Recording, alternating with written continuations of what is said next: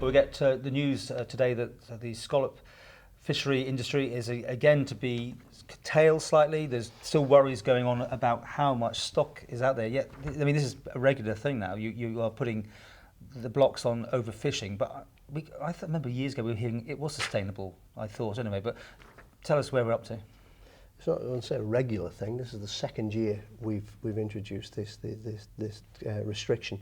Well, it could come regular then. Well, let's face it, for anything to recover which has got an ecological basis is going to take more than 1 year. But I would anticipate, and certainly the advice I've got, this could take up to 3 to 5 years to sustain itself again, and certainly for the stock levels to grow. But equally importantly is that we have a fishing industry out there that's very, very valuable to the Isle of Man's economy, and we've got to try and balance the two. I can tell you, Paul, this is a very, very difficult area and difficult decision to reach. Whereas we want people out there to go out and earn a living and help contribute to our economy, which is key. But arguably, if we overfish this, then next year, the year after, we could be faced with a major crisis on our hands. And it's about controlling this, and certainly the evidence that's been put in front of me, the Queenie Management Board, and the Science Steering Group, which we just set up. You know, there are clear indications that we have a problem there.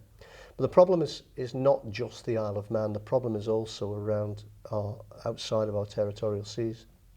And this is where we have engaged with our neighbouring jurisdiction fisheries, an Irish Sea Management Agreement. We're hoping to get that in place. The Isle of Man is playing a very equal part in negotiations, which I'm very pleased to hear are going well.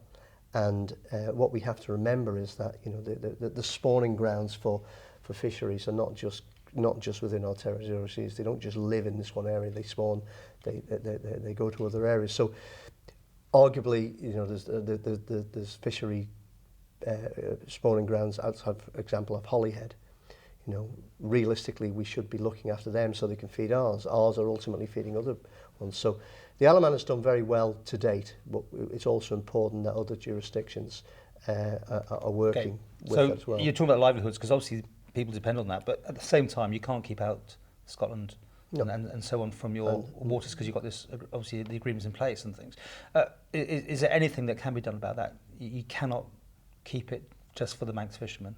I don't believe in protectionism for the Isle of Man, because ultimately that would mean we can't fish in their territorial seas as well. The Isle of Man can't be seen as a protective nation. But what we do have is very sensitive areas regarding our fishery.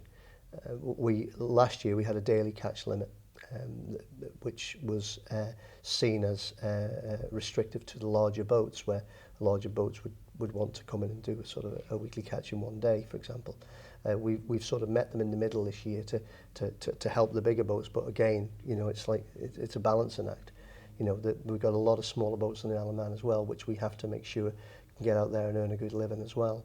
So, you know, as I said before, this is not an easy solution to find to this. But you know, what we have to remember is that, you know, what matters, and certainly as the Minister for Fisheries, we have to make sure that there is a fisheries going forward, and you know, we have to make sure that that is the case. And I think by these measures we're putting in place, we'll certainly be able to monitor, be able to make sure that there is a fisheries next year and beyond.